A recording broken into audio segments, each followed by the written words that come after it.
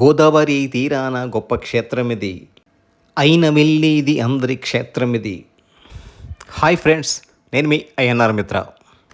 దేశ విదేశాల నుండి ఎందరో భక్తులు విచ్చేస్తుంటారు ప్రతినిత్యం ఈ ఆలయానికి. బీఆర్ఏ కోనసీమ జిల్లాలో ప్రసిద్ధికెక్కిన క్షేత్రమిది.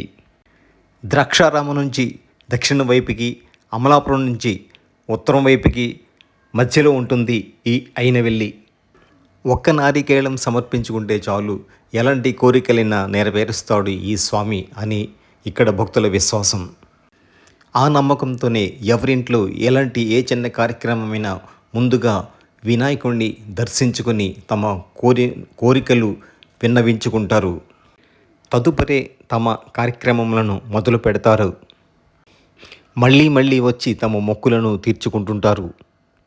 ముక్తేశ్వరం నుంచి కొత్తపేట వెళ్ళే మార్గంలో రహదారి పక్కనే ఉన్నటువంటి ఆలయం ఈ విఘ్నేశ్వర స్వామి అయినవెల్లి ఆలయం. మూషిక వాహనుడా, మోదక ప్రియుడా, శివుని పుత్రుడా, ఓ వినాయక నీ పాదాలకు నమస్సులు అంటూ ప్రార్థనలు చేస్తుంటారు. ఎత్తైన ప్రాకారాలతోనూ బాగా ఎత్తైన దక్షిణ ద్వార ప్రవేశం ఇది. నగిశీలు చెక్కిన టేకు సింహద్వారం ఇక్కడ కనిపిస్తుంది చూడండి. విద్యార్థి పయనానికి వెలుగు దీపం ఈ వినాయకుడు. వ్యాపారస్తుల అడుగులకు విజయ మంత్రం ఈ నాయకుడు. మహాభారతాన్ని రచించే ముందు వ్యాస మహర్షి ఈ క్షేత్రాన్ని దర్శించుకున్న తర్వాతే తన రచన ప్రారంభించాడని శాస్త్రం చెబుతుంది.